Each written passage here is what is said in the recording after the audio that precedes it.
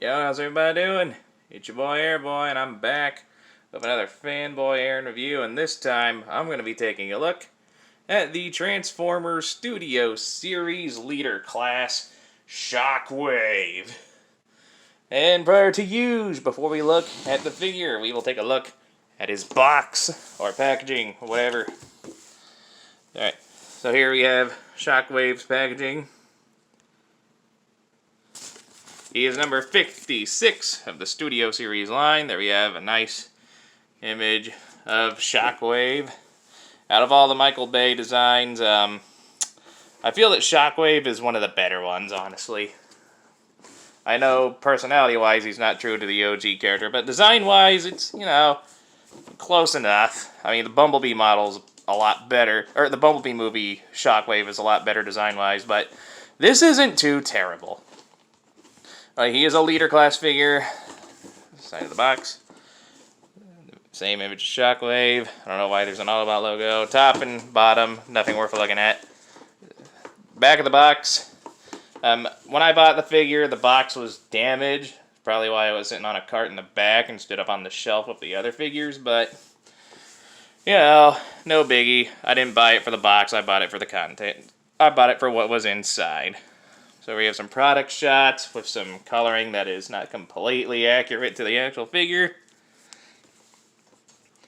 Everything comes with the box. And a one-sentence bio: paratroopers descend on Shockwave to stop his assault on Chicago. And there we go. That does it for the box for now. Put the camera back down. And let's bring in Shockwave. His vehicle mode is a Cybertronian tank. I don't know what's the box calling it. There is no name for it on the box. But he is supposed to be a Cybertronian tank, and yeah, I know it doesn't look like much, but that's kind of the point. He didn't really have a vehicle mode in the movie. He just rode around on his giant driller beast, and so yeah, they really didn't care for the vehicle mode on this figure, which is a good thing, because that meant they focused all their love and attention on the robot mode, which we will get to shortly. Well, let's take a closer look at the Cybertronian tank mode. As you can see, it's pretty much just a figure bent over, and you've probably noticed that he shares some design elements of the Revenge of the Fallen Megatron from the Studio Series line, and yeah, he uses a few parts. Mainly his lower waist area here. And the transformation is fairly similar to that version of Megatron, but yeah, it still has its differences. It's still different enough that it's its own figure and more or less still its own design. Now these front spikes here on the front of the vehicle, which become his feet, are made of rubber so you don't hurt yourselves, as well as the barrel on this cannon is also made of rubber, as well as this hose. It's made of a very flexible rubber. He doesn't roll all too well. And there is some articulation on these little thrusters on his back. They can move left and right, these two. And this one moves up and down. I like having them pointing straight back when he's in vehicle mode. And, yeah, again, it's not perfect. The majority of attention went into the robot mode, which, honestly, I prefer that way. They need to do that with all their figures. Now, he does come with a few accessories. I'm going to go into the ones I don't care for first. The first one being this, parachute guy. It doesn't work like an actual parachute. It's meant to simulate the very, very brief scene in the movie when one of the soldiers got caught on Shockwave on his robot mode, and Shockwave was blinded by the parachute. But yeah, I don't care for that. He also comes with a little miniature brains in wheelie. Let me see if I can get the camera focused. They are tiny, like wicked tiny. And they're made of a soft rubbery plastic. Now, honestly, I do not care for these either. I mean, it's nice they included them, but honestly, I would just prefer, like, something what they did with the RC sisters, where there was just a multi-pack of a Legends class for a deluxe class price. Yeah, I would prefer something better than these for these two characters. So yeah. And give you an idea of how big they are, here's one of them next to a Lego figure, or a Lego minifigure. So yeah, they are tiny. And the last accessory Shockwave comes with is his arm blade. Unfortunately, it is made of a soft rubber, which I think sucks. Like, I can understand why these are made of a soft rubber, but his weapon should be made of a hard plastic, really. And I could care less if the gun barrel is or not, but this definitely needs to be a hard plastic. Now, there are 3D printed third-party weapon accessories, specifically this and the gun barrel. I went ahead and ordered them both. I got one of them here. I'm not going to look at it yet. I'm going to wait until the blade gets here, too, before I look at it. But, yeah, I got them, and, yeah, I think they're good. So, again, I'll go over those when the blade gets here. But, in the meantime, as the figure, as it is in the store, it comes with this. And you can't store it on the vehicle mode. You just slot it in that tab right there. And there you go. Let's get to the vehicle mode comparison, shall we? Now, despite the fact I mentioned the Revenge of the Fallen Megatron, I'm not going to show that Megatron with this figure. I will, however, show him with the Dark of the Moon Megatron, since they were seen in the movie together. I think. Well, not together, but they were both in the movie. So yeah, here he is next to Leader Class Dark of the Moon Megatron. These days, most Leader Class figures are just glorified Voyagers with either extra gimmicks or accessories.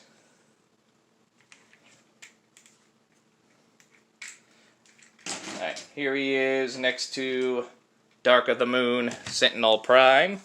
Or Studio Series Studio Series Sentinel Prime, also from Dark of the Moon.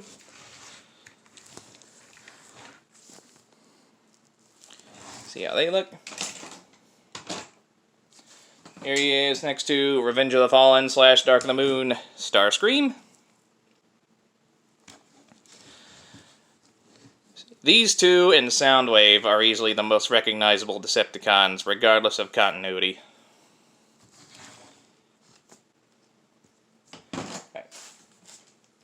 And though I can't speak English. Here he is next to Studio Series Ironhide.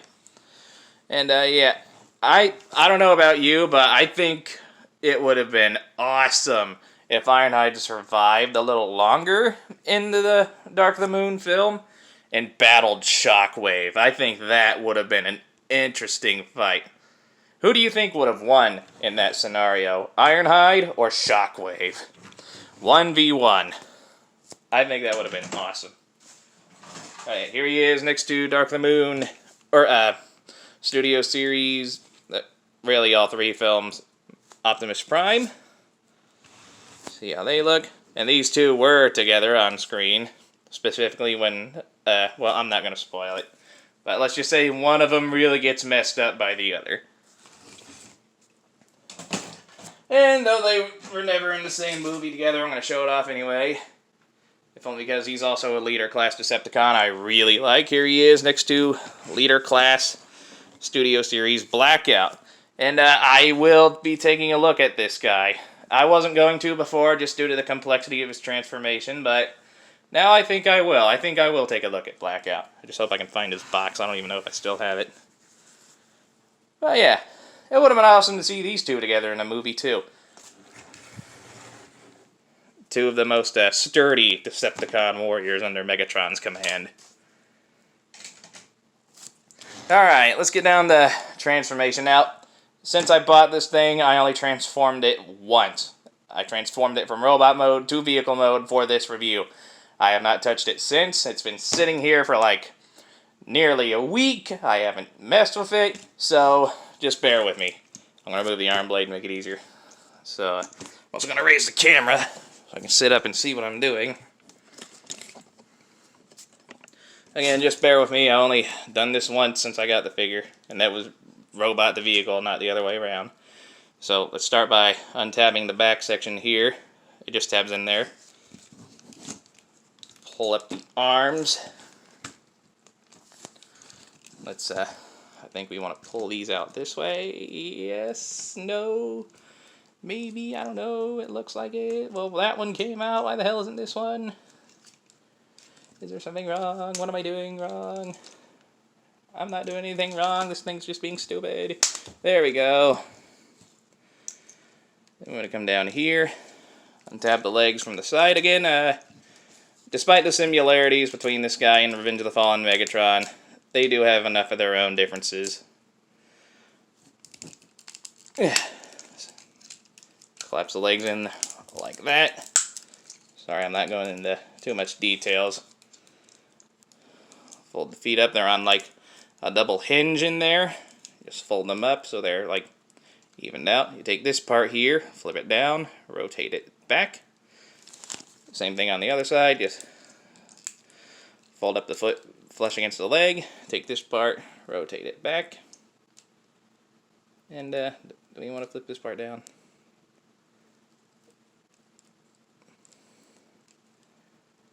I don't know.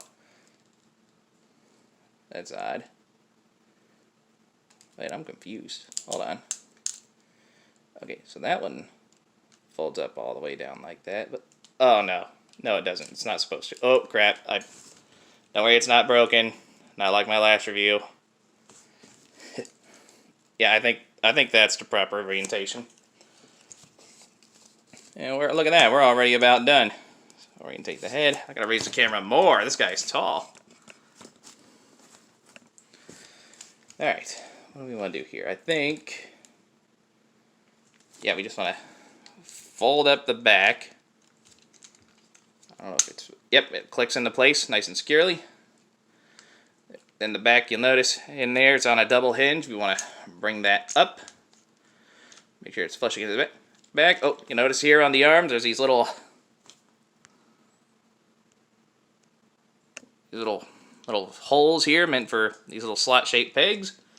Just once you make sure the back is secure, you just close up the arms. Close up the arms. Close up the arm. There we go. It clicks into place nice and securely. There we go. We just straighten everything out. And I think we got it. I think we are done. Yes, we are done. So, here we have Shockwave in his robot mode, and my god. I don't think he was this purple in the movie, but I feel it's a very nice touch. Purple is a color that has always been on Shockwave. It may not have been in the movie, or at least noticeable in the movie, but I am so happy it's on this figure. It's very good, and it still retains that weathered, battle-worn look that the movie Shockwave had, despite the slight color inaccuracy, which I do absolutely like. Let's get him in here closer so we can get a look at that beautiful, beautiful mechanical details.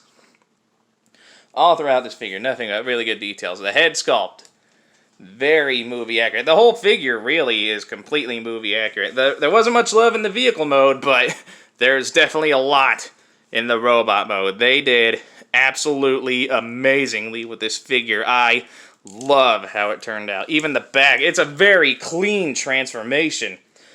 Like, there's really no obnoxious vehicle parts just sticking out. The only real parts that annoy me are these heel spurs, just due to how finicky these are, but even then, it's not overly bad, and if they bother you that much, you can just remove them. They are on a mushroom peg, or you just pull that part off too. You can disconnect it from either point. So if they bother you that much, you can just remove them. I mean, I'm not going to, because they're part of the vehicle mode. But yeah, overall, they did absolutely well. This thing is easily the best movie Shockwave we've gotten so far.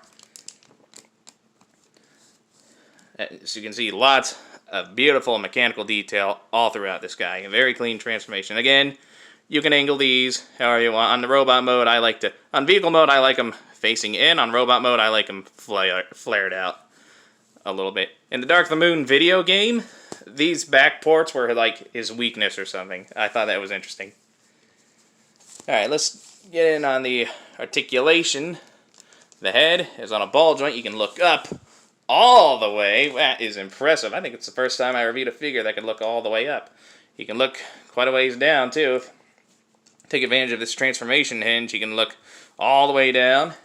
So, yeah, very wide range of head articulation. I do like that. What is that, left arm? Yeah, the left arm.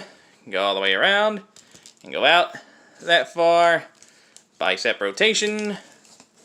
90-degree elbow bend. The hand, it just goes in and out. And it's made of a soft rubber as well. Personally, I think it would have been better if this was made of a hard plastic. But, you know, it doesn't bother me too much. It's fine, I guess. Oh, you know, if you want to, you can totally hook up his arm blade. You can put it there or there. Me, personally, I like it there. It'll look a lot better when the third-party one comes in. The right arm, as you can see, is just a big cannon. It doesn't come off. Same articulation from here down to the elbow joint. Then after that, there's practically nothing except for the thumb here. You'd think, due to that thumb being there, the cannon could be removed, but it can't. But, you know, no big deal. I'm betting maybe DNA Designs will come out with some kind of a new cannon attachment that can be removed or attached willingly. This hose, it can be unplugged. I don't know why you would want to, but you can unplug it if you want to. Very easy to plug back in. No, where was I? Oh, yeah.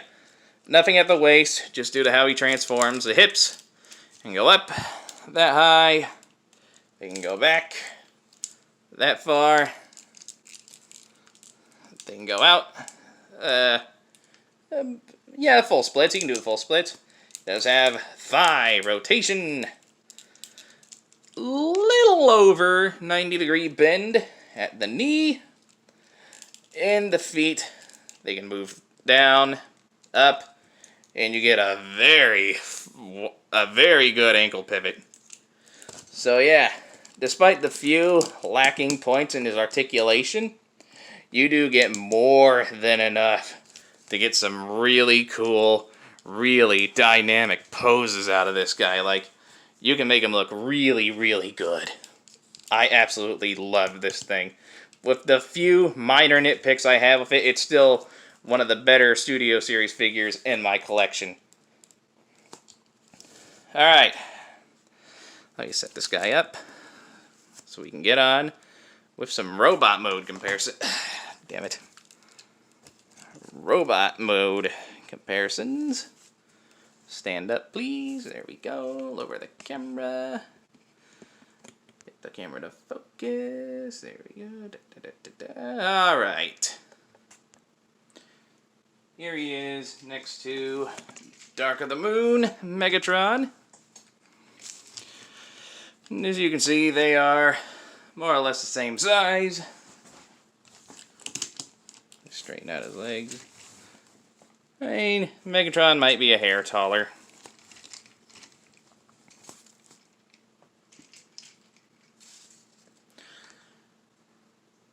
Focus, there we go.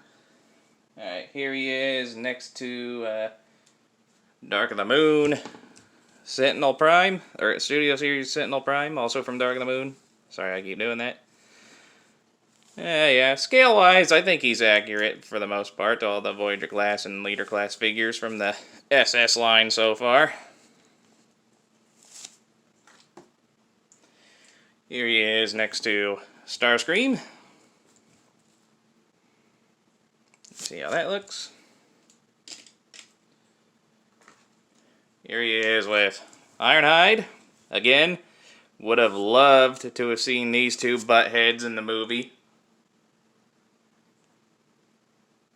Instead of Ironhide being killed off by Sentinel Prime, I think it would have been better if Ironhide went down fighting Shockwave, taking him with him. I think that would have been a much better way to kill off Ironhide if they absolutely had to do it. Word up to me, Ironhide would have been alive for all the movies, but, you know, whatever works. But then again, it didn't really work after Dark of the Moon. Anyway, here he is next to Optimus. Yeah. I think the scaling is right. I do recall Shockwave being a little taller than Optimus in the movie, as well as the Dark of the Moon video game.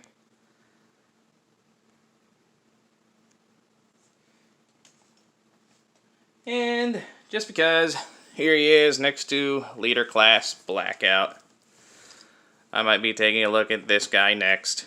Maybe. I'll definitely do him, I just don't know if I'm going to do him next.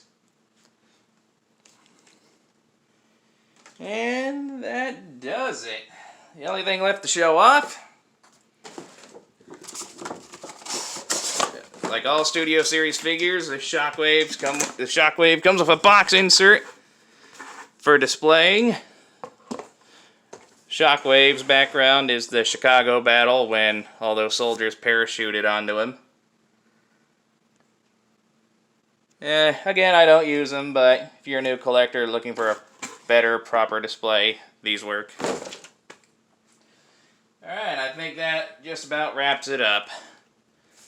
Now, as this guy stands, he is approximately a